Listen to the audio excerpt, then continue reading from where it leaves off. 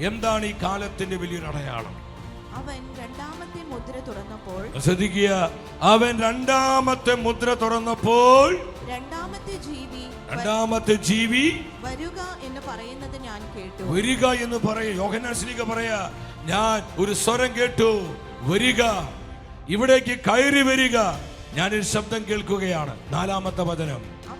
അപ്പോൾ തീക്കനലിന്റെ നിറമുള്ള മറ്റൊരു കുതിര കടന്നു വന്നു. മനുഷ്യർ പരസ്പരം ഹിംസിക്കുമാറ്. നിങ്ങൾ വളരെ ശ്രദ്ധിക്കണമേ. എന്തുകൊണ്ട് ഇന്ന് കുടുംബങ്ങൾ തകരുന്നത്?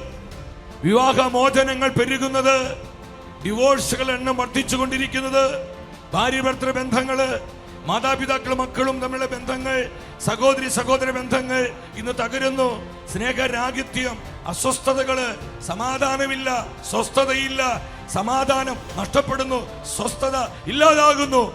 സഭയിലും ലോകത്തിലും രാജ്യങ്ങളിലും ദേശങ്ങളിലും ജീവിതങ്ങളിലും എല്ലായിടത്തും സമാധാനമില്ലാത്തൊരവസ്ഥ.